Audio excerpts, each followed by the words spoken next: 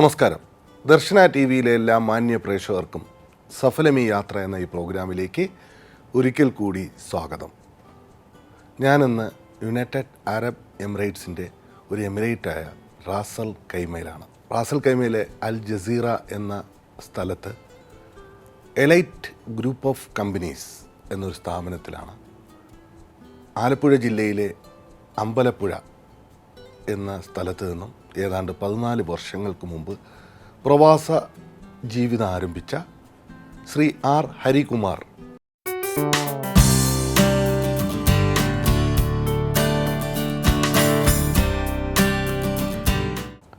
അദ്ദേഹം elite group of കമ്പനീസിൻ്റെ general മാനേജറാണ്. അദ്ദേഹത്തെ ഈ പ്രോഗ്രാമിലേക്ക് ഞാൻ ഹാർദവമായി സ്വാഗതം ചെയ്യുന്നു. നമസ്കാരം സർ. നമസ്കാരം. അമ്പലപ്പുഴ, നമ്മൾ അമ്പലപ്പുഴയെ അതിൽ ടച്ച് ചെയ്യാതെ പോയി കഴിഞ്ഞാൽ ശരിയാവില്ല ഈ പ്രോഗ്രാമിൽ. അമ്പലപ്പുഴ പാൽപ്പായസം വളരെ പ്രശസ്തമാണ്. അവിടെയാണ് സാറിൻ്റെ ജന്മദേശം അല്ലേ സാർ? ക്ഷേത്രവും ഒക്കെ ആയിട്ടുള്ള ആ കുട്ടിക്കാലം, അതിൻ്റെ പരിസരങ്ങളും, ആ കുട്ടിക്കാലം എങ്ങനെ ഓർമ്മ വരുന്നു സാർ? ജീവിതത്തിൽ നമ്മുടെ ഒരു 10-20 കൊല്ലക്കാലം നമ്മുടെ നാട്ടിലുണ്ടായിരുന്ന സമയങ്ങളിൽ മുഴുവൻ നമ്മളുടെ മെയിൻ സങ്കേതം എന്ന് വേണമെങ്കിൽ പറയാം സുഹൃത്തുക്കളും അമ്പലത്തിലെ ഉത്സവങ്ങളും ഒത്തിരി കഥകളിക്കും നാദസ്വരത്തിനും ഒക്കെ പ്രശസ്തമായ ഒരു അമ്പലമാണ് അമ്പലപ്പുഴ അമ്പലം. അമ്പലപ്പുഴയുടെ ആ ഒരു പ്രത്യേകത അതാണ്. അമ്പലപ്പുഴയുടെ മെയിൻ പ്രത്യേകത എന്ന് പറയുന്നത് അമ്പലപ്പുഴ അമ്പലം തന്നെയാണ്. പിന്നെ അമ്പലപ്പുഴ അമ്പലത്തിലെ കഥകളി ആചാര്യന്മാർ അമ്പലപ്പുഴ രാവുണ്ണി, ഇനി പറഞ്ഞ പോലെ അമ്പലപ്പുഴ പ്രദേശ് നാദസ്വര വിദ്വാൻമാരായ അമ്പലപ്പുഴ പ്രദേശ് ഗോപാലകൃഷ്ണ പണിക്കർ, ശങ്കരനാരായണ പണിക്കർ എന്ന് പറയുന്ന 2 പേര്. അവർ കേരളം മുഴുവൻ പ്രസിദ്ധരായിട്ടുള്ള നാദസ്വര വിദ്വാൻമാരാണ്. അമ്പലത്തിൻ്റെ പരിസരത്തിൽ ഒക്കെ ആയിട്ടുള്ള ആ ബാല്യകാലം ഇന്ന് സാർ ഓർക്കുന്നുണ്ട്? തീർച്ചയായിട്ടും. സാർ പറഞ്ഞതുപോലെ 20 വർഷക്കാലം ഞാൻ എൻ്റെ ഓർമ്മയിൽ മറക്കാനാവാത്ത ഒരുപാട് നല്ല ഓർമ്മകൾ നമുക്ക് സമ്മാനിച്ച സ്ഥലമാണ് അമ്പലപ്പുഴ. സുഹൃത്തുക്കളുമൊക്കെ ആയിട്ട് ഒരുപാട്, അതുകൊണ്ടാണ് സാർ വളരെ ഒത്തിരി കലാ സംഘടനകളുണ്ട് അമ്പലപ്പുഴ, ഒത്തിരി ചാരിറ്റി ഓർഗനൈസേഷൻസ് ഉണ്ട്. അമ്പലപ്പുഴയിൽ ജനിച്ചു എന്ന് പറയുന്നത് തന്നെ വളരെ അഭിമാനത്തോടുകൂടി നമുക്ക് പറയാൻ പറ്റുന്ന ഒരു കാര്യമാണ്. അമ്പലപ്പുഴ പാൽപ്പായസത്തിൻ്റെ കാര്യം തന്നെ ആൾക്കാർ അവിടെ വന്ന് ക്യൂ നിന്നാണ് ഇത് വാങ്ങിച്ചുകൊണ്ട് പോകുന്നത്. അതുപോലെ കിട്ടാൻ തന്നെ വളരെ ബുദ്ധിമുട്ടുള്ള ഒരു കാര്യമാണ്. ഇപ്പോഴൊക്കെ വളരെ കൺട്രോൾ ഉണ്ട് ഉണ്ടാക്കുന്ന കാര്യത്തിൽ. പിന്നെ അതിൻ്റെ ക്വാളിറ്റി ഇപ്പോഴും അത് മെയിൻറ്റെയിൻ ചെയ്യുന്നുള്ളതാണ് എൻ്റെ ഒരു പ്രത്യേകത. ഇത്രത്തോളം പ്രത്യേകത പായസത്തിന് വരാൻ കാരണം അത് ഐതിഹ്യം പറയുന്ന ഉണ്ടാക്കുന്ന സ്ഥലം, പിന്നെ അതിൻ്റെ ചേരുവ, ഏതെല്ലാം സാധനങ്ങളാണ് അതിനകത്ത് ചേർക്കുക എന്നുള്ളതാണ്. ഏതായിരുന്നാലും വേറെ എവിടെ പോയി ഈ പാൽപ്പായസം കഴിച്ചാലും അമ്പലപ്പുഴ അമ്പലത്തിൻ്റെ പായസവും അതിൻ്റെ കളറും അതിൻ്റെ ടേസ്റ്റും നമുക്ക് വേറെ ഒരിടത്തും ലോകത്തൊരിടത്തും കാണാൻ കഴിയില്ല, കിട്ടാൻ പോകുന്നില്ല എന്നാണ് സത്യം. പിതാവിന് എന്ത് ജോലിയായിരുന്നു സാർ? എൻ്റെ പിതാവ് ശ്രീ രാമകൃഷ്ണപിള്ള, അദ്ദേഹം സുഭാഷ് ചന്ദ്രബോസിൻ്റെ ആർമിയിലെ അംഗമായിരുന്നു. സ്വാതന്ത്ര്യ സമരത്തിന് വേണ്ടി പോരാടിയിട്ടുള്ള ആളാണ്. അതിനുശേഷം പുള്ളി തിരിച്ചു വന്നിട്ട് കേരള KSRTCയിലെ ചെക്കിംഗ് ഇൻസ്പെക്ടറായിട്ട് ജോലി ചെയ്തിട്ടുണ്ട്. എത്രാമത്തെ മകനായിരുന്നു? ഞാൻ 2ാമത്തെ മകനാണ്. ജീവിതത്തിൽ എത്രത്തോളം ആ പിതാവ് സ്വാധീനിച്ചിട്ടുണ്ട് സാറിൻ്റെ? എൻ്റെ ജീവിതത്തിലെ എൻ്റെ എല്ലാ വഴിത്തിരിവിലും, അല്ലെങ്കിൽ ഞാൻ എൻ്റെ ജീവിതത്തിൽ ഉയർന്നു വന്നിട്ടുള്ള ഓരോ പടികളിലും എൻ്റെ മെയിൻ റോൾ മോഡൽ എൻ്റെ ഫാദറായിരുന്നു. Always consider him as my role model. എന്തൊക്കെയാണ് സാർ അത് സാറിൻ്റെ ലൈഫിലേക്ക് മോട്ടിവേറ്റ് ചെയ്തത്? എൻ്റെ ജീവിതത്തിൽ ഞാൻ ഈ പഠിക്കുന്ന കാലത്തൊക്കെ എന്നെ സ്കൂളിൽ കൊണ്ട് വിടുന്നത് എൻ്റെ അച്ഛനായിരുന്നു. 4ാം ക്ലാസ് വരെ, ഒരു 5ാം ക്ലാസ് വരെ ഒരു 3 കിലോമീറ്റർ നടന്നാണ് ഞാൻ കാക്കാഴം എന്ന് പറയുന്ന ഹൈസ്കൂളിലാണ് ഞാൻ പഠിച്ചത്. ആ സ്കൂളിലോട്ട് പോകുന്ന എന്നെ രാവിലെ വീട്ടിൽ നിന്ന് എന്നെയും എൻ്റെ അനിയനെയും കൂടെ പുള്ളി കൂടെ നടന്നാണ് കൊണ്ടുവന്ന് സ്കൂളിൽ കയറ്റി വിടുന്നത്. അന്നൊക്കെ അച്ഛൻ റിട്ടയർ ആയി കഴിഞ്ഞു. അപ്പോൾ ഈ പോകുന്ന വഴിയുള്ള ഈ 10-20 മിനിറ്റ്, അന്ന് 20-25 മിനിറ്റ് നടന്നിട്ടാണ് നമ്മൾ ആ സ്കൂളിൽ ചെയ്യുന്നത്. മിക്കവാറും ദിവസങ്ങളിൽ അച്ഛൻ ഞങ്ങളുടെ കൂടെ ഉണ്ടാവും. ഈ നടക്കുന്ന സമയത്താണ് അച്ഛൻ ഓരോ ഉപദേശങ്ങൾ നമുക്ക് തരുന്നത്. എന്തൊക്കെയാണ് നമ്മുടെ ജീവിതത്തിൽ പരിപാലിക്കേണ്ടത്, എന്തൊക്കെയാണ് നമ്മൾ ശ്രദ്ധിക്കേണ്ടത്, എങ്ങനെയാണ് നമുക്ക് വളരാൻ പറ്റുക, എന്തൊക്കെയാണ് നമ്മൾ ചെയ്തുകൂടാത്തത്, ഇങ്ങനെ ഓരോരോ ഉപദേശങ്ങൾ ഇങ്ങനെ വർത്തമാനം പറഞ്ഞ് ആസ് എ ഫ്രണ്ട് നമ്മുടെ കൂടെ ഇങ്ങനെ നടന്ന് നമ്മുടെ സ്കൂളിൽ കൊണ്ടുവിടും. അതുപോലെ തിരിച്ചു വിളിച്ചുകൊണ്ട് വരുന്നത് വളരെ കുറവാണ്. തിരിച്ച് നമ്മൾ ഈ സുഹൃത്തുക്കളൊക്കെ ആയിട്ട് അടിച്ചു പൊളിച്ച് അച്ഛൻ തിരിച്ചു വിളിക്കാൻ വരുന്നത് നമുക്ക് ഇഷ്ടമുള്ളൊരു കാര്യമല്ല. വൈകുന്നേരം കിട്ടുന്ന ഒരു കളക്ഷൻ രാവിലെ കിട്ടത്തില്ല ഈ ഫ്രണ്ട്സിൻ്റെ. വൈകുന്നേരം നമ്മൾ ഫ്രണ്ട്സ് എല്ലാം കൂടെ തന്നെ ഈ 2-3 കിലോമീറ്റർ നടന്നാണ് തിരിച്ച് വീട്ടിലെത്തുന്നത്. 1ാം ക്ലാസ് മുതൽ 10ാം ക്ലാസ് വരെയും ആ സ്കൂളിൽ തന്നെയാണ് പഠിച്ചത്. എൻ്റെ അച്ഛൻ്റെ ജ്യേഷ്ഠൻ്റെ സ്കൂളായിരുന്നു അത് കഴിഞ്ഞ് ഞാൻ അവിടുന്ന് കാർമൽ പോളിടെക്നിക്കിലാണ് എൻ്റെ അടുത്ത ഇലക്ട്രിക്കൽ എഞ്ചിനീയറിംഗ് ഡിപ്ലോമയാണ് എൻ്റെ ക്വാളിഫിക്കേഷൻ. അവിടെ സംഘടനാ പ്രവർത്തനങ്ങളും അവിടെ കോളേജിലെ ആക്ടിവിറ്റീസിലൊക്കെ വിദ്യാർത്ഥി സംഘടന പ്രവർത്തനങ്ങളിലൊക്കെ വളരെ ആക്റ്റീവായിരുന്നു. കലാരംഗങ്ങളിൽ ആക്റ്റീവായിരുന്നു. ഞാനൊരു നല്ല നാടക നടനായിരുന്നു. ഞാനിവിടെ പോരുന്ന ദുബൈയിലോട്ട് സൗദിയിലായിരുന്നു ഞാൻ ആദ്യം 20 കൊല്ലം. അത് കഴിഞ്ഞാണ് ദുബായിലേക്ക്. 20 വയസ്സായപ്പോൾ ഞാൻ നാട് വിട്ടയാളാണ്. ഈ 20 വയസ്സിനുള്ളിൽ ഞാൻ കേരളത്തിലെ വിശ്വഭാരതി തിയേറ്റേഴ്സ് കോട്ടയം, നമ്മുടെ NN പിള്ളയുടെ പ്രിയ ശിഷ്യ മേരി തോമസിൻ്റെ വിശ്വഭാരതി തിയേറ്റേഴ്സിലെ ഒരു സ്ഥിരം നടനായിരുന്നു ഞാൻ പഠിക്കുന്ന കാലത്ത്. ഒരു 17 വയസ്സ് മുതൽ ഒരു 20 വയസ്സ്, ഒരു 3 കൊല്ലം കേരളത്തിൽ എല്ലാ സ്ഥലങ്ങളിലും നടന്ന് ഞാൻ ഈ നാടകങ്ങൾ അവതരിപ്പിക്കാൻ അവരോട് കൂടി. ഏത് വേഷമായിരുന്നു ചെയ്തത്? I was A hero. സ്കൂളുകളിൽ തന്നെ ഈ ചെറിയ നാടകങ്ങളിലൊക്കെ തന്നെ ഇങ്ങനെ അഭിനയിച്ചതിനൊരു ഇൻട്രസ്റ്റ് തോന്നി. അങ്ങനെ ഒരു പ്രാവശ്യം ഇവരെന്നെ കണ്ടു, അങ്ങനെ എന്നെ വിളിച്ചു, വരാൻ പറ്റുമെന്ന് ചോദിച്ചു. അന്ന് എൻ്റെ അച്ഛനൊക്കെ ഇപ്പം മരണപ്പെട്ടു പോയിരുന്നു. അമ്മ എൻ്റെ മൂത്ത ജ്യേഷ്ഠൻ്റെ കൂടെ കണ്ണൂരായിരുന്നു. അപ്പം ഞാൻ മിക്കവാറും ഒക്കെ ഒറ്റയ്ക്കായിരുന്നു എൻ്റെ അടുത്ത കാലത്ത് നാട്ടിൽ. അങ്ങനെ അതിന് വലുതായിട്ട് ചോദിക്കാനും പറയാനൊന്നുമില്ല. വൈകുന്നേരം ഈ കോളേജൊക്കെ വിട്ടിട്ട് ഇവരുടെ നാടക സ്ഥലത്തിൽ നാടകങ്ങളിലേക്ക് ഞാൻ എൻ്റെ ഒരു ബൈക്കും കൊണ്ട് പോകും, തിരിച്ചിങ്ങി പോരും. അങ്ങനെ 2-3 കൊല്ലം. 3 വർഷം. അത് കഴിഞ്ഞ് 20ാമത്തെ വയസ്സിലാണ് സാർ സൗദിയിലേക്ക്. 20 വയസ്സ് കഴിഞ്ഞു. 21ാമത്തെ വയസ്സിൽ സൗദിയിലേക്ക് പോരുമ്പോഴും ഞാൻ വിചാരിച്ചൊരു കുറച്ച് കാശ് കണ്ട നാട്ടിൽ പോയി നാടക ട്രൂപ്പൊക്കെ തുടങ്ങിയിട്ട് അങ്ങനെ അവിടെ തിരിച്ച് കൂട്ടണമെന്നൊക്കെ പറഞ്ഞിട്ടാണ് വന്നത്. സൗദിയിലേക്ക് സൗദിയിലോട്ട് വരുന്നത്. വന്നു കഴിഞ്ഞ് പിന്നെ നമ്മുടെ ലൈഫ് ഇങ്ങനെ ചേഞ്ച് ചെയ്ത് പോയി. 21ാമത്തെ വയസ്സിൽ സൗദി അറേബ്യയിൽ എവിടെയായിരുന്നു സാർ? സൗദിയിൽ ദമാമിലായിരുന്നു. ഞാൻ അവിടെ പോയത് ഒരു ഓപ്പൺ വിസയിലാണ്. അവിടുന്ന് സീമെൻസ് എന്ന് പറയുന്ന ഒരു ഇലക്ട്രിക്കൽ കമ്പനിയിൽ ഇലക്ട്രിക്കൽ സൂപ്പർവൈസർ ഒരു 6 മാസം ജോലി ചെയ്തു. അത് കഴിഞ്ഞിട്ട് ഇപ്പം ഞാൻ ചെയ്തിരിക്കുന്ന ഇൻഡസ്ട്രി തന്നെയാണ് അവിടെ ഉണ്ടായിരുന്നത്. അലിപ്കോ എന്ന് പറയും, അലുമിനിയം പ്രോഡക്ട്സ് കമ്പനി ലിമിറ്റഡ്. അത് അലുമിനിയം എക്സ്ട്രൂഷൻസ് ആണ്, അലുമിനിയം പ്രൊഫൈൽസ് മാനുഫാക്ചറിങ്. അവിടെയാണ് സാറിൻ്റെ ടേണിംഗ് പോയിന്റ്. അവിടെ ഞാൻ 21 കൊല്ലം ഞാൻ ആ കമ്പനി ജോലി ചെയ്തു. ഞാൻ അവിടെ നിന്ന് ഇറങ്ങുമ്പോൾ ഞാൻ അവിടുത്തെ ക്വാളിറ്റി കൺട്രോൾ ഡിവിഷൻ്റെ ഇൻചാർജ് ആയിട്ടാണ് സ്റ്റാർട്ട് ചെയ്യുന്നത് as A normal operator. Started as A normal operator. എല്ലാ ആക്ടിവിറ്റീസിലും ഇൻവോൾവ് ആയി. അങ്ങനെ അവിടെ നിന്ന് വളർന്നു വന്നു. 21 വർഷം കൊണ്ട് സാർ നേടിയെടുത്ത ഒരു നോളജ്, അതൊരു എക്സ്പീരിയൻസ്, പ്രാക്ടിക്കൽ എക്സ്പീരിയൻസ്. 21 വയസ്സുകൊണ്ട് ഞാൻ നേടിയെടുത്ത എക്സ്പീരിയൻസ് എന്താണെന്ന് ചോദിച്ചാൽ, ഈ എൻ്റെ ഫീൽഡിൽ ഞാനിപ്പം ചെയ്തുകൊണ്ടിരിക്കുന്ന പണി എന്നെ പറ്റിച്ചുകൊണ്ടാർക്കും മുമ്പോട്ട് പോകാൻ പറ്റില്ല. സാറിനെല്ലാം മനസ്സിലാക്കിയിരുന്നു. അതിൻ്റെ ഇൻ ആൻഡ് ഔട്ട് അണ്ടർസ്റ്റാൻഡ്. അപ്പോൾ എൻ്റെ കൂടെ ജോലി ചെയ്യുന്നവർക്കാണെങ്കിലും എൻ്റെ താഴെ ജോലി ചെയ്യുന്നവർക്കാണെങ്കിലും എന്നെ എന്തെങ്കിലും പറഞ്ഞ് പറ്റിച്ചുകൊണ്ട് മുമ്പോട്ട് പോകാമെന്ന് പറഞ്ഞ ഒരു പരിപാടി നടക്കില്ല. കാരണം നമുക്കറിയാം, തീർച്ചയായും. സാർ അവിടെ നിന്ന് സൗദി അറേബ്യയിൽ നിന്ന് ദുബായിലേക്ക്, UAE സാർ എങ്ങനെ, എന്തുകൊണ്ടാണ് മൈഗ്രേറ്റ് ചെയ്തത്? ഞാൻ ദുബൈയിലോട്ട് ആക്ച്വലി മൈഗ്രേറ്റ് ചെയ്തതല്ല. ഞാൻ സൗദിയിൽ നിന്ന് വൈൻഡപ്പ് ചെയ്ത് നാട്ടിൽ പോകാൻ വേണ്ടി തയ്യാറായി. എൻ്റെ ഫാമിലിയൊക്കെ നാട്ടിൽ വിട്ട് അതിനുശേഷം ഞാൻ എൻ്റെ ഒരു ഫ്രണ്ട് പറഞ്ഞിട്ട് ഞാൻ അജ്മാനിൽ ദുബൈ ഇൻവെസ്റ്റ്മെൻറ്റിൻ്റെ പേരിലുള്ള ഒരു എമിറേറ്റ്സ് എക്സ്ക്യൂഷൻ എന്ന് പറയുന്നൊരു കമ്പനിയിൽ ISO 9000 ഇൻട്രൊഡ്യൂസ് ചെയ്യാൻ വേണ്ടി 3 മാസത്തേക്ക് വന്നയാളാണ്. അത് കഴിഞ്ഞ് തിരിച്ച് നാട്ടിൽ പോവാം, നാട്ടിൽ എന്തെങ്കിലുമൊക്കെ ചെയ്യാന്നുള്ള രീതിയിലാണ് ഞാൻ തീരുമാനിച്ച് സൗദിയിൽ നിന്ന് പോകുന്നത്. ഇവിടെ വന്നു കഴിഞ്ഞിട്ട് ഈ 3 മാസം കഴിഞ്ഞപ്പം എൻ്റെ ആക്ടിവിറ്റീസും എൻ്റെ ഇൻട്രസ്റ്റും ഒക്കെ കണ്ടിട്ട് അവരെന്നോട് വീണ്ടും ഇവിടെ തുടരാൻ ആവശ്യപ്പെട്ടു. അങ്ങനെ ഞാൻ അവിടെ ഒരു പ്രൊഡക്ഷൻ മാനേജറായിട്ട് സ്റ്റാർട്ട് ചെയ്തു വർക്ക് ചെയ്യാൻ. അവിടെ ഒരു 7 കൊല്ലം വർക്ക് ചെയ്തു.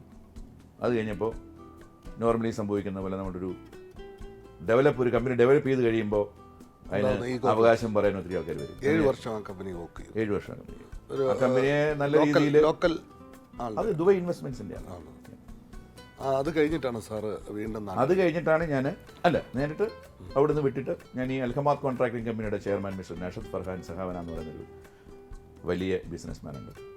പുള്ളിയെ ചെന്ന് കണ്ടിട്ട് പുള്ളിയുടെ സഹായത്തോടു കൂടിയാണ് ഞാൻ ഈ ഇൻഡസ്ട്രീസെല്ലാം സ്റ്റാർട്ട് ചെയ്തത്. എലൈറ്റ് ഗ്രൂപ്പ് ഓഫ് കമ്പനീസ് എന്ന് പറയുന്ന 9 കമ്പനികളാണ്. ഈ 9 കമ്പനികളും അലുമിനിയം റിലേറ്റഡ് ആയിട്ടുള്ള ആക്ടിവിറ്റീസാണ്. എന്തൊക്കെയാണ് സാർ? ഞങ്ങളുടെ അലുമിനിയം എക്സ്ട്രൂഷൻസ് ആണ് ഞങ്ങളുടെ മെയിൻ കോർ ബിസിനസ്. അത് ഈ അലുമിനിയം വിൻഡോസ്, ഡോർസ് ഒക്കെ ഇത് ഉണ്ടാക്കാൻ വേണ്ടിയുള്ള പ്രൊഫൈൽസിൻ്റെ മാനുഫാക്ചറിങ് ആണ്, പ്രൊഡക്ഷനാണ്, അതിൻ്റെ കോട്ടിംഗ് ആണ്. ഇന്ന് ഞാൻ ഈ ഫീൽഡിൽ ഈ GCCയിലെ ഏറ്റവും വലിയ പ്രൊഡ്യൂസറാണ്. ഷോർട്ട് ടൈം കൊണ്ട് വിത്തിൻ 6 ഇയേഴ്സ് കൊണ്ട്. പിന്നെ we started manufacturing aluminium coils, aluminium sheet, പിന്നെ അതിൻ്റെ കോട്ടിങ്. അതൊരു വലിയ ഫാക്ടറിയാണ്. അത് അൽഗയിൽ എന്ന് പറയുന്ന സ്ഥലത്താണ്, റാസൽ ഖൈമയിൽ. പിന്നെ നമുക്ക് ഈ എക്സ്ട്രൂഷൻസ് തന്നെ ദുബൈ DAPയിൽ ഒരെണ്ണമുണ്ട്, അതിൻ്റെ പേര് നലസ്കോ.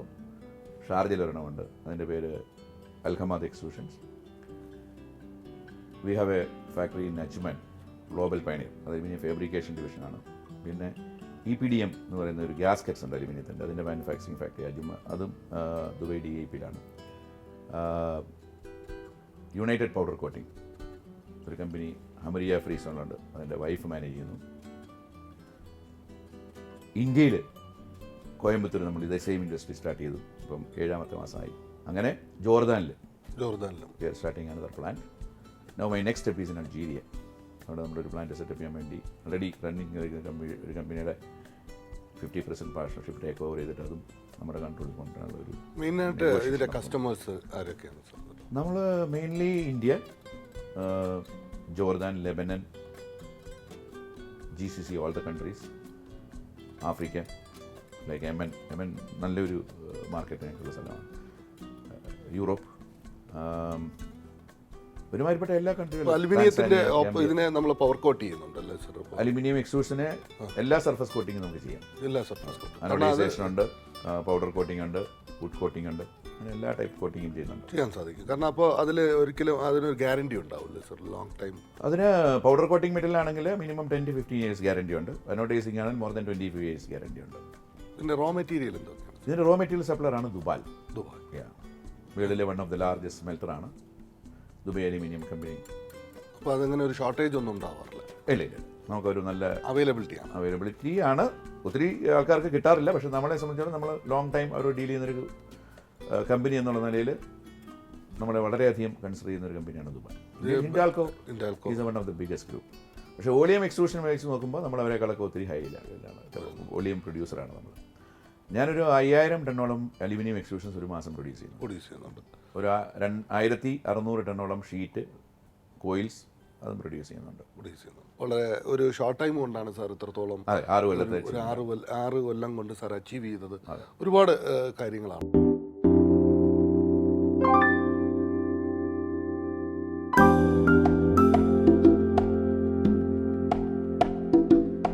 Changing the world, making it happen, touching your lives, we know your pulse, the key to success is innovation, we know your beat, we are elite, changing the world, making it happen, touching your lives, we know your pulse.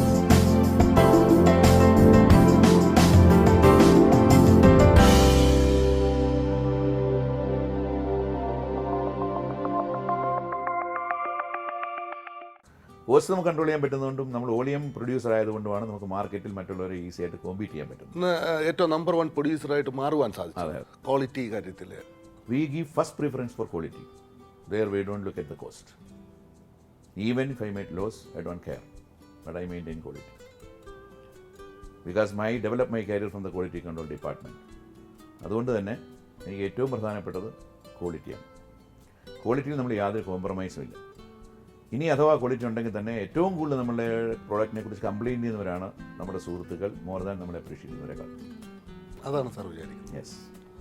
ആരാണോ നമ്മളെ criticise ചെയ്യുന്നവർ അവർ നമ്മുടെ ആത്മാർത്ഥതയുള്ളവർ, ആരാണോ നമ്മളെ ആവശ്യമില്ലാതെ boost ചെയ്യുന്നവർ അവർ നമ്മളെ appreciate ചെയ്യുന്നവർ അവർ നമ്മളെ നശിപ്പിക്കാൻ. അങ്ങനെ ഏത് കാര്യത്തിലായിരുന്നാലും അങ്ങനെ തന്നെയാണോ കരുതുന്നത്? ഏത് കാര്യത്തിലാണ് ടൈം ബോണ്ട് എന്ന് പറയുന്നത് വളരെ ഇമ്പോർട്ടൻ്റ് ആണ്. ഇപ്പം നമ്മൾ commitment you have to keep up your commitment.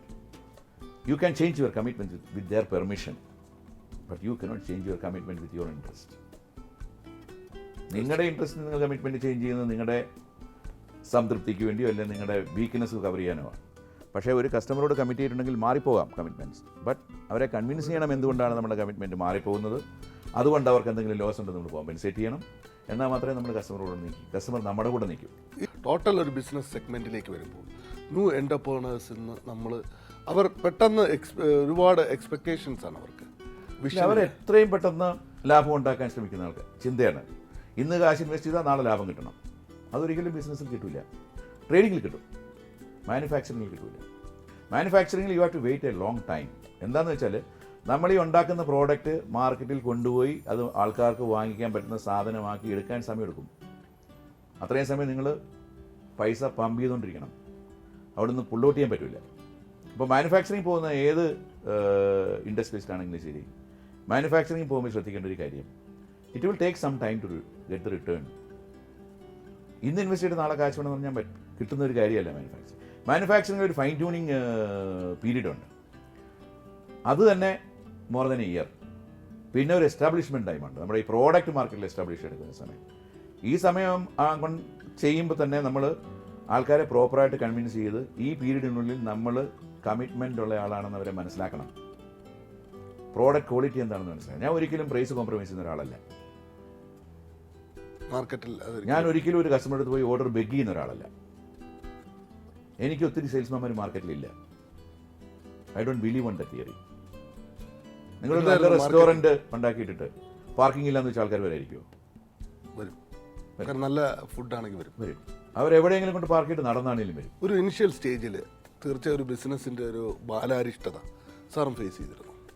ഞാൻ 9 കമ്പനികൾ ഈ 6 കൊല്ലം കൊണ്ട് ഹ്യൂജ് ഇൻവെസ്റ്റ്മെൻ്റ് ഉള്ള കമ്പനികളാണ്, അല്ല ചെറിയ ഇൻവെസ്റ്റ്മെൻ്റ് അല്ല. 250 മില്യൺ, 300 മില്യൺ, 150 മില്യൺ ഒക്കെ ഇൻവെസ്റ്റ്മെൻ്റാണ് ഓരോ കമ്പനിക്കും.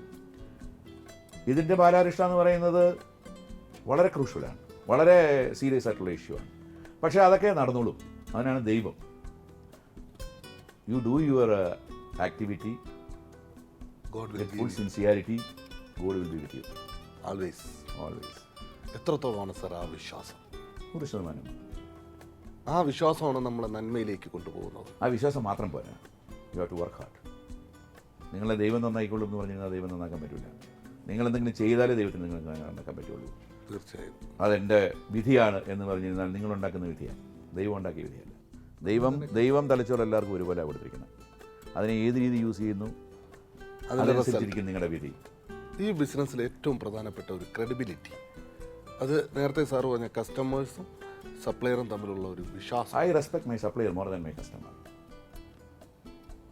ചിലപ്പോൾ ഞാൻ എൻ്റെ കസ്റ്റമർ ഒന്നും ഇരിക്കാൻ പറയണമെന്നില്ല, പക്ഷേ എൻ്റെ സപ്ലയറെ ഞാൻ എഴുന്നേറ്റ് വന്നിട്ട് കൂടെ കൊണ്ടിരുത്തും. എൻ്റെ സപ്ലയറുടെ ക്വാളിറ്റി മോശമാണെങ്കിൽ എൻ്റെ കസ്റ്റമർക്ക് കിട്ടുന്ന റിസൾട്ട് മോശമാവും. So I always respect more than my customer. Supplier I respect more than my customer. അതാണ് സാറിൻ്റെ ആ ഒരു വാക്ക് വളരെയധികം. അല്ല, അതാണല്ലോ നമ്മുടെ നിലനിൽപ്പ്. നമ്മൾ ഏതൊരു ഫീൽഡിലാണെങ്കിലും ശരി, your commitment, that's what I am telling, always commitment. അതെന്താണെങ്കിലും ശരി,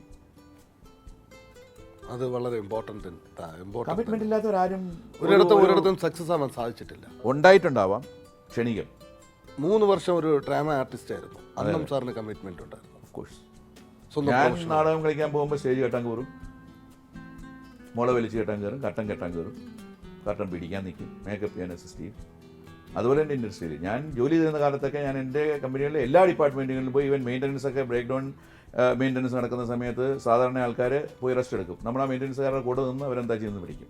ഇപ്പോൾ ടെക്നോളജി ഒരുപാട് ഡെവലപ്പ് ചെയ്തിട്ടും സാർ മാനുവലുമായിട്ടും തന്നെ കൂടുതൽ അറ്റാച്ച്ഡ് ആണ്. അല്ല, എല്ലാം സിസ്റ്റമൈസ് ചെയ്തിട്ടുണ്ട്. പക്ഷേ ഞാൻ എപ്പോഴും പ്രിഫർ ചെയ്യുന്നത് hard documents more than the soft. അപ്പോൾ അങ്ങനെ ഒരു ഹാർഡ് ഡോക്യുമെന്റ്സ് ചെയ്യുമ്പോഴത്തേക്കും മനസ്സിൽ ഒരു മടി ഉണ്ടാവില്ല എന്നുള്ളതാണ്. എനിക്കിന്ന് വരെ ഒരു മടി ഉണ്ടായിട്ടില്ല. എന്തിനാ മടി? ആ റൊട്ടീൻ അങ്ങനെ നടന്നു പോവുക, അതല്ലേ നമ്മുടെ ജോലി. നമ്മുടെ മടി പിടിച്ച് കഴിഞ്ഞാൽ പിന്നെ എലിപ്പത്തായം പോലെ ആയിപ്പോൾ. അതൊരു പാഷനാണല്ലേ sir? Of course it's a passion. ഞാൻ ഈ 9 കമ്പനികളിലും മിക്കവാറും കമ്പനികളിലും എല്ലാ ദിവസവും പോകുന്ന ഒരാളാണ്. ഒരു പേപ്പർ പോലും എൻ്റെ ഒരു മേശപ്പുറത്ത് പെയിൻറ്റിങ് കിട്ടിയാൻ വേണ്ടി പോകാറില്ല. ഇപ്പം ഞാൻ 3 മണിക്ക് എയർപോർട്ടിൽ ലാൻഡ് ചെയ്യുന്ന ആളാണെങ്കിലും ഞാൻ അവിടെ നേരെ വരുന്ന എൻ്റെ ഓഫീസിലോട്ടാണ്. അത് കഴിഞ്ഞിട്ട് വീട്ടിലേക്ക് അത്രേ ഉള്ളൂ. ഞാൻ വിളിച്ച് പറയും, ഞാൻ ഇന്ന ഓഫീസിലോട്ട് വരും, സെൻഡ് ഓൾ ദ പേപ്പർ തരാം. അവിടെ നിന്ന് സൈൻ ചെയ്തിട്ട് ഞാൻ പോകാറുണ്ട്, ക്ലിയർ ചെയ്തിട്ടേ പോകാറുണ്ട്. എന്നെ നാളെ എൻ്റെ താഴെ ഇരിക്കുന്ന ഒരാൾ പുള്ളി സൈൻ ചെയ്യാഞ്ഞുകൊണ്ട് ഇത് പെൻഡിങ് ആയി എന്ന് പറയാൻ ഞാൻ അനുവദിക്കില്ല. എൻ്റെ മുമ്പിൽ ഒരാളും വന്നിട്ട് എക്സ്ക്യൂസ് പറയാൻ എനിക്ക് ഇഷ്ടമല്ല. I don't believe on excuse. അത് എല്ലാവർക്കും അഡ്ജസ്റ്റ് ചെയ്യാൻ പറ്റുന്നുണ്ടോ? I don't care. എന്നാലും സാറിൻ്റെ ഒരു എക്സ്പീരിയൻസിൽ തുറന്നു പറഞ്ഞ ആദ്യകാലങ്ങളിൽ ബുദ്ധിമുട്ടാവും, പിന്നെ അവരെ എൻജോയ് ചെയ്യും. ഞാൻ എമിറേറ്റ്സ് എക്സ്ക്യൂഷൻ വിട്ടിട്ട് ഈ സെറ്റപ്പ് ഉണ്ടാക്കുന്ന സമയത്ത് അവിടെ മൊത്തം 130 പേരുണ്ടായിരുന്നു. 90 പേര് റിസൈൻ ചെയ്ത് എൻ്റെ കൂടെ പോന്നു. സോ അന്ന് എനിക്ക് മാൻ പവർ ഷോർട്ടേജ് ഒന്നും ഉണ്ടായില്ല. അപ്പം എൻ്റെ സ്റ്റൈൽ ഇഷ്ടപ്പെടുന്നവരുള്ളതുകൊണ്ടാണ് എത്ര ആൾക്കാർ എൻ്റെ കൂടെ വന്നിട്ടുണ്ടാവുക. തീർച്ചയായും എംപ്ലോയീസ് എന്ന് പറയുന്നത് മോസ്റ്റ് ഇമ്പോർട്ടൻ്റ് ആണ് എനി ഫീൽഡിൽ. അവരൊരു സപ്പോർട്ട് എത്രത്തോളമാണ് സാർ? എൻ്റെ എംപ്ലോയീസിനെ സപ്പോർട്ട് എന്ന് പറഞ്ഞാൽ I think it's more than 90%. Without their support I cannot be anywhere. ഇത്രത്തോളം നമുക്ക് ഒരിക്കലും ഡെവലപ്പ് ചെയ്യാൻ കഴിയില്ല. ഒരാളിനൊന്നും ചെയ്യാൻ പറ്റില്ലല്ലോ. ഒരാളിന് എന്ത് ചെയ്യാൻ പറ്റും? എല്ലാ വർഷവും ഞങ്ങൾ ന്യൂ ഇയർ സെലിബ്രേറ്റ് ചെയ്യാറുണ്ട്, മാനേജേഴ്സും മറ്റ് സ്റ്റാഫ് എല്ലാം കൂടെ. എല്ലാ എംപ്ലോയീസിനും ഉള്ള ആനിവേഴ്സറി നമ്മൾ സെലിബ്രേറ്റ് ആണ്. ഇത് സെപ്റ്റംബർ 11-നാണ്. അത് നമ്മൾ ഏതെങ്കിലും 5-star ഹോട്ടലിൽ എല്ലാ എംപ്ലോയീസും കൊടുത്തുകൂടും. then അവരുടെ കലാപരിപാടിയും കാര്യങ്ങളൊക്കെ ആയിട്ട് ഇങ്ങനെ പാട്ടും കൂത്തും ഡാൻസും ഒക്കെ ആയിട്ട് ഇങ്ങനെ നമ്മൾ ഒരു ദിവസം ചെലവഴിക്കും എല്ലാ എംപ്ലോയീസുമായിട്ട്. ഹോട്ടലിലാണ് അജ്മാലിൽ. ഓൾ ബ്രാഞ്ചസിലെ ആൾക്കാരെല്ലാം 1200 പേരോളം ഉണ്ട്. gather together, then hug each other, then we share each other.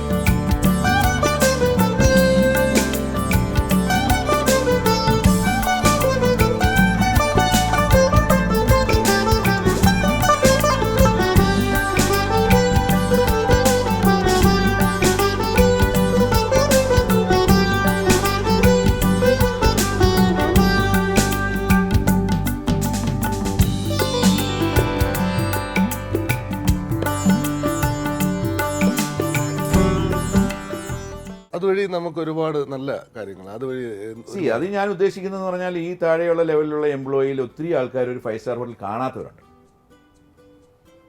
അവിടെ ചെന്നാലേ ഇങ്ങനെയും ഈ ലോകം ഉണ്ടെന്ന് ഇവരറിയും. അങ്ങനെ അവരറിഞ്ഞാലേ അതിൻ്റെ ആ ഫെസിലിറ്റീസും അവിടെ കാണുന്ന ആ രീതികളൊക്കെ കണ്ടാലേ അവർക്കും അങ്ങനെ ഒരു രീതിയിൽ എത്തണമെന്നൊരു തിങ്കിങ് വരും. ഇത് കാണാതെ ഒരാളിനെ ആഗ്രഹിക്കാൻ പറ്റും. അപ്പോൾ അവരെ കാണിച്ചു കൊടുക്കുക ഇങ്ങനെയുള്ള ലോകം ഉണ്ട് എന്നുള്ളത് നമ്മുടെ ഉത്തരവാദിത്തമാണ്. എന്തെല്ലാം നമ്മൾ എവിടെയെല്ലാം നമ്മൾ എത്തണം, അതിനെന്തെല്ലാം നമ്മൾ ചെയ്യണം, അങ്ങനെയാണല്ലോ നമ്മളൊക്കെ വളർന്നത്. തീർച്ചയായും ആ തോട്ട് അവർക്കും ഉണ്ടാവണം. അതിനുവേണ്ടി തന്നെയായിരുന്നു get together. Get together in A better atmosphere. Vision അതിലൊരു 1200 പേരിൽ ഒരു 5 പേർക്ക് ഉണ്ടായാൽ ഞാൻ സക്സസ്ഫുൾ അല്ലേ? 100%. അതേ ഉള്ളൂ എൻ്റെ നോട്ടം. അതിലൊരു വലിയ സാറ്റിസ്ഫാക്ഷൻ. അതെ. പിന്നെ ഞാൻ ഡയറക്റ്റ് മാനേജേഴ്സിനെ റിക്രൂട്ട് ചെയ്യാറില്ല. ഞാൻ ഒരിക്കലും ഡയറക്റ്റായിട്ടൊരു മാനേജർ കൊണ്ടെങ്കിൽ നോക്കാറില്ല. ഞാൻ എൻ്റെ താഴെയുള്ള ആളിനെ പ്രൊമോട്ട് ചെയ്ത് മാനേജർ ആക്കാറുള്ളൂ. ഞാൻ ഈ ക്വാളിഫിക്കേഷൻസിനൊന്നും വലിയ വാല്യൂ കൊടുക്കുന്ന ഒരാളല്ല. അതിലൊന്നും എനിക്ക് വലിയ വിശ്വാസമില്ല. നിങ്ങൾ MBAയും MSWയും എന്ത് പാസ്സായിട്ട് വന്നാലും ലോജിക്സും കോമൺ സെൻസും ഇല്ലെങ്കിൽ you are A normal person. ഒരു ദിവസം സാറിൻ്റെ ഓഫീസ് ലൈഫ് ഒഫീഷ്യലായിട്ടുള്ള ഒരു ലൈഫ് ആരംഭിക്കുന്നത് എങ്ങനെയാണ് സാർ? മോർണിംഗ് ഞാൻ രാവിലെ 5 മണിയാകുമ്പോൾ എഴുന്നേൽക്കും. 5:30 ആകുമ്പോൾ നടക്കാൻ പോകും. 6:30 വരെ നടക്കും. ഒരു 10 മിനിറ്റ് എക്സർസൈസ് ചെയ്യും. കുറച്ച് നേരം TV വാച്ച് ചെയ്യും. 7:30 I leave my home. Maximum 8 o'clock. I reach my office 8:30. My work starts at 8:30. Then I am reaching back my home. Depends. ഏറ്റവും കൂടുതൽ അവിടെ നമുക്ക് സപ്പോർട്ട് ചെയ്യേണ്ടത് നമ്മുടെ ഫാമിലിയാണ്. സാർ വിവാഹം കഴിച്ചിരിക്കുന്ന എവിടെ നിന്നാണ്? ഞാൻ കല്യാണം കഴിച്ചിരിക്കുന്നത് ചെങ്ങന്നൂർ. കുട്ടികൾ? 2 പെൺകുട്ടികൾ. മൂത്തയാൾ she studying for gynaecology, Mangalapuram KSI medical college ചെയ്യുന്നു. രണ്ടാമത്തെ മോള് ട്രിവാൻഡ്രത്ത് 4th ഇയർ മെഡിസിൻ ചെയ്യുന്നു. മൂത്ത കുട്ടി മാരീഡാണ്. കല്യാണം കഴിച്ചിരിക്കുന്ന ഒരു ജയകൃഷ്ണൻ, അയാൾ ഓർത്തോപെഡിക് സർജനാണ്. മൂത്ത കുട്ടിയുടെ പേര് സൗമ്യ ഹരികുമാർ. അവളും നല്ലൊരു ഡാൻസറാണ്. ഇവിടെ ദുബൈയിൽ തന്നെ 8-9 പ്രാവശ്യം കലാതിലകമായിട്ടുണ്ട്. രണ്ടാമത്തെ മോള് 4th ഇയർ മെഡിസിൻ. പേര് ലക്ഷ്മി ഹരികുമാർ.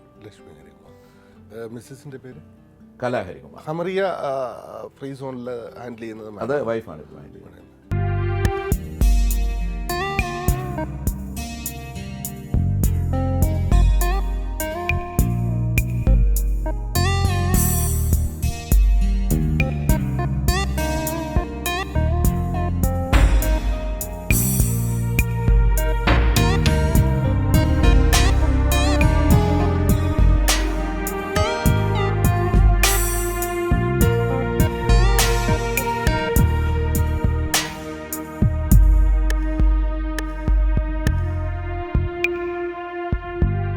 പരാതികളും പരിഭവങ്ങളും ഇല്ലാത്ത ഒരു സന്തോഷം. പരാതികളും പരിഭവങ്ങളൊക്കെ ഉണ്ടാവും. പക്ഷെ അതിനൊരു വലിയ സീരിയസ്നെസ് ഒന്നുമില്ല. ഒത്തിരി സമയം ഒക്കെ ലേറ്റായി കഴിഞ്ഞാൽ എന്തിനാ ഇങ്ങനെ ജോലി ചെയ്യുന്നത് ചോദിക്കുന്നല്ലാണ്ട് വേറെ വിധത്തിലുള്ള പ്രശ്നങ്ങളൊന്നും എൻ്റെ വീട്ടിലില്ല. എനിക്കങ്ങനെ ഒരു യാതൊരു കുടുംബ പ്രശ്നമുള്ള ഒരാളല്ല. സന്തോഷമായ ഒരു കുടുംബജീവിതം. ഞാൻ എൻ്റെ വീട്ടിൽ കയറി കഴിഞ്ഞാൽ പിന്നെ ബിസിനസ് എനിക്കില്ലാതെ തന്നെ ഇല്ല. ഇവൻ എന്നെ ആരും വിളിക്കുന്നത് പോലും ബിസിനസ് പറയുന്നത് എനിക്കിഷ്ടമല്ല. നാളെ രാവിലെ വിളിക്കേണ്ടത് ആ ഒരു ലൈഫ് സ്റ്റൈലാണ്. പ്രവാസികളുടെ ഓണം എന്ന് പറയുന്ന ഒരു പ്രത്യേക ആഘോഷം തന്നെയാണല്ലേ സാർ? അതെ അതെ. ഇവിടെ അതിന് അത്രയും ഇവിടെ ആൾക്കാർക്ക് അതിനുള്ളൊരു മനസ്സുണ്ട്. ഇവിടെയുള്ള ആൾക്കാരുടെ മനസ്സല്ലേ നല്ല മനസ്സ് അവിടെ ഉള്ളവരൊക്കെ. അവിടെയുള്ള ആൾക്കാരുടെ മനസ്സ് ഭയങ്കര റഫാ. അത് എന്തുകൊണ്ടാണ് സാറൊന്ന് സാഹചര്യം. ഇപ്പൊ അത് ആ ചുറ്റുപാടൊക്കെ മാറി എന്ന് എവിടെ മാറാൻ? മാറിയിട്ടില്ല. കേരളത്തിലോ? ഞാൻ ഈ എമർജിങ് കേരളയിൽ പാർട്ടിസിപ്പേറ്റ് ചെയ്ത ഒരാളാണ് ഒരു ഇൻഡസ്ട്രി തുടങ്ങാൻ വേണ്ടി. 3 മാസം ഞാൻ അവരുടെ പുറകെ നടന്നു. അത് കഴിഞ്ഞ് ഞാൻ കോയമ്പത്തൂർ പോയി. അങ്ങനെയാണ് കോയമ്പത്തൂർ അതിൻ്റെ വാശി തീർത്തതാണ്. കാരണം എമർജിങ് കേരളയിൽ അപ്ലൈ ചെയ്തിട്ട് 3 മാസം വരെ വെയിറ്റ് ചെയ്യേണ്ടി പല സ്ഥലങ്ങളും പോയി കണ്ടു. ലാൻഡുള്ളിടത്ത് പവറില്ല, പവറുള്ളിടത്ത് ലാൻഡില്ല, രണ്ടുള്ളിടത്ത് സപ്പോർട്ടില്ല. ഇവിടുത്തെ നിയമങ്ങളും അറബ് വംശജരുടെ അവരുടെ ആ ഒരു പാരമ്പര്യവും ഒക്കെ എങ്ങനെ തോന്നുന്നു സാർ? കാരണം എന്ന് വെച്ചാൽ നമ്മൾ വേറൊരു കൾച്ചറിൽ നിന്ന് വന്ന ആൾക്കാരാണ്. ഞാൻ കഴിഞ്ഞ 35 കൊല്ലമായിട്ട് എനിക്ക് ഇവരുടെ കൾച്ചറാണ്. എനിക്ക് നമ്മുടെ നാട്ടിലെ കൾച്ചറല്ല. ഞാൻ നാട്ടിൽ ചെന്ന ഒരു മുണ്ടെടുത്ത് കൊടുക്കുന്ന ഒരു പ്രത്യേകത വിളിച്ചാൽ ബാക്കി എൻ്റെ ഡീലിങ്ങും സംസാര സ്റ്റൈലും അതുകൊണ്ട് തന്നെ എനിക്ക് നാട്ടിൽ നിൽക്കാൻ പറ്റില്ല. നമ്മുടെ ആ ഒരു സ്ട്രേറ്റ് ഫോർവേഡ്നെസ് അല്ലെങ്കിൽ നമ്മൾ കാണുന്ന ഒരു അപ്രോച്ച് അത് നാട്ടിൽ പറ്റില്ല. ഈ തുറന്നു പറയാനുള്ള ഒരു വലിയ മനസ്സ്, അത് വലിയ മനസ്സല്ല, തൻ്റെ ഇടമാണ്. തൻ്റെ ഇടം. അതെ. അപ്പോൾ ഒരു തൻ്റെടിയായ ഒരു ബിസിനസ്സുകാരനാണോ? എൻ്റെ ബിസിനസ് ഞാൻ തൻ്റെ ഇടയാണെന്നുള്ള യാതൊരു സംശയവും. അത് മറ്റുള്ളവർക്ക് അത് എങ്ങനെ ഉൾക്കൊള്ളണം എന്നൊന്നും സാർ മൈൻഡ് ഞാൻ ആരെയും പ്രത്യേകിച്ച് പേരുടെ കുറിച്ചൊന്നും പറഞ്ഞില്ലല്ലോ. ബിസിനസ്സിൽ വളരെ കൃത്യതയോട് പോകുമ്പോൾ ഈ കാലഘട്ടത്തിൽ പലപ്പോഴും പ്രതിസന്ധികളും പ്രശ്നങ്ങളും നേരിടേണ്ടി വന്നിട്ടുണ്ടാവും ഒത്തിരി. അപ്പോൾ അതൊന്നും അതെങ്ങനെയായിരിക്കും ഫേസ് ചെയ്യുന്നത്? ഞാൻ പറഞ്ഞില്ലേ, ഞാൻ പോകുന്ന വഴി, ഞാൻ ചിന്തിക്കുന്ന വഴി നേരെയായാൽ എന്നെ നേരെ കൊണ്ടുപോകേണ്ടത് ദൈവത്തിൻ്റെ ഉത്തരവാദിത്തമാണ്. അദ്ദേഹം നോക്കിക്കോളും. ഈ ഒരു ഷോർട്ട് പീരീഡ് കൊണ്ട് ഇത്രത്തോളം സക്സസ് ആവാൻ എന്താണ് അതിൻ്റെ സീക്രട്ട് സാർ? അതിനങ്ങനെ പ്രത്യേകിച്ച് സീക്രട്ടൊന്നുമില്ല. ഇപ്പം നിങ്ങൾ എൻ്റെ കൂടെ ജോലി ചെയ്യുന്ന ആൾക്കാരോട് ചോദിച്ചാൽ എൻ്റെ താഴെ ഏറ്റവും താഴെ ക്ലീൻ ചെയ്യുന്ന പയ്യനോട് ചോദിച്ചാൽ ഞാൻ ഒരു മാസം എത്ര പ്രോഫിറ്റ് ഉണ്ടാക്കുമെന്ന് അവർക്കറിയാം. I openly declare. എൻ്റെ ഒരു പുസ്തകത്തിലും ഒരു പേജ് പോലും മറച്ചു വെച്ചിട്ടില്ല, ഹൈഡ് ചെയ്തിട്ടില്ല. എല്ലാം ഓപ്പൺ. Everything is open. എൻ്റെ എല്ലാ കാര്യങ്ങളും അങ്ങനെയാണ്. അതാണ് ഒരു വിജയത്തിൻ്റെ പ്രധാന കാരണം എന്ന് പറയുന്നത്. വിജയം എന്ന് എനിക്ക് പറയാൻ പറ്റില്ല. The situation is because of that. ഒരു നമ്മൾ റീച്ച് ചെയ്തു എന്നുള്ളതാണ്. 21 വർഷം സൗദി അറേബ്യയിൽ നിന്നു ഒരു സുപ്രഭാതത്തിൽ തോന്നുന്നു റിസൈൻ ചെയ്യുന്നു. തിരിച്ച് രാവിലെ 8:30 വിളിക്കുന്നു, 9 മണിക്ക് ഇറങ്ങി പോകുന്നു. എൻ്റെ സെൽമെൻ്റ് ഒരു വീട്ടിൽ കൊടുത്തു വിട്ടേക്കാൻ പറഞ്ഞു. ഞാൻ ഇങ്ങോട്ട് കയറില്ല. നാട്ടിലേക്ക് ചെല്ലുന്നു. തിരിച്ച് നാട്ടിൽ പോയില്ല, അവിടെ നേരെ ഇങ്ങോട്ട് യാദർച്ഛികമായി നാട്ടിൽ പോയി 3 മാസത്തേക്ക് ഒരു കമ്പനിയിലേക്ക് വരുന്നു. വീണ്ടും അവരുടെ ഒരു അസൈൻമെന്റ് അത് കഴിഞ്ഞപ്പോൾ അവർ നിൽക്കാൻ പറഞ്ഞു. ആയിക്കോട്ടെ എന്ന് പറഞ്ഞു. 7 years 7 വർഷം ചെയ്തു. അവിടെ നല്ല രീതിയിൽ വളർത്തിക്കൊണ്ടുവന്ന കമ്പനി. അത് കഴിഞ്ഞപ്പോൾ അവകാശികളായി. ഏതിനും അവകാശങ്ങളുണ്ടാവും നല്ല രീതിയിൽ വരുമ്പോൾ. എടുത്തോളാൻ പറഞ്ഞു. മനസ്സിൽ പിടിക്കാതെ വന്ന നിമിഷം എടുത്തെറിഞ്ഞു. ഓൾ ഫെസിലിറ്റീസ് വേണ്ടെന്ന് വെച്ചു. തിരിച്ചു വന്നു. Elite group of companies start ചെയ്യുന്നു. ഒരു ഷോർട്ട് ടൈം കൊണ്ട് 9 റീജിയനിലേക്ക് അതിനെ എക്സ്പാൻഡ് ചെയ്തു. ഇപ്പോൾ എന്ത് തോന്നുന്നു സാർ? സംതൃപ്തി, സാറ്റിസ്ഫാക്ഷൻ 100%. 101%. സന്തോഷമായ ഒരുപാട് ഡെവലപ്പ് ചെയ്യാൻ ആഗ്രഹിക്കുന്നുണ്ടല്ലേ സാർ? ഇനിയും ഒരുപാട് ദൈവം അതിനുള്ള ശക്തിയും അനുഗ്രഹവും തരയാണെങ്കിൽ. അത് നമ്മൾ അറിയാൻ നടക്കുന്ന ഒരു കാര്യമാണ്. ഞാൻ പറഞ്ഞത് അതൊന്നും നമ്മൾ മുൻകൂട്ടി കണ്ടുകൊണ്ട് നാളെ ഇത് ചെയ്യണം എന്ന് വിചാരിച്ചൊന്നും ചെയ്യുന്ന കാര്യങ്ങളല്ല എൻ്റെ ജീവിതത്തിൽ. നാളെ നേരം എടുക്കുമ്പോൾ തോന്നുകയാണ് ഇങ്ങനെ ചിന്തിച്ചാലും തോന്നി അങ്ങനെ ചിന്തിച്ചു. പിന്നെ അങ്ങനെ ചിന്തിച്ചിട്ടുണ്ടെങ്കിൽ അത് നടപ്പാക്കിയിട്ട് നമ്മൾ മാറും. ആ ചിന്ത നമ്മുടെ മനസ്സിൽ വന്നാൽ നടപ്പാക്കുക. ചിന്ത മനസ്സിൽ വന്നില്ലെങ്കിൽ ഉള്ളത് നടപ്പാക്കുക. വളരെ സന്തോഷം. തിരക്കേറിയ ഈ സമയത്തും നല്ല രീതിയിൽ ഒരുപാട് കാര്യങ്ങൾ നമ്മൾ ചർച്ച ചെയ്തു. അതിലൊരുപാട് കാര്യങ്ങൾ ഉൾക്കൊള്ളുവാൻ എനിക്ക് കഴിഞ്ഞു. ഒരുപാട് സന്തോഷം സാർ. തിരക്കേറിയ സമയത്തും ഞങ്ങൾക്ക് വേണ്ടി ഇങ്ങനെ ഒരു സമയം കണ്ടെത്തിയതിൽ thanks a lot. Thank you very much.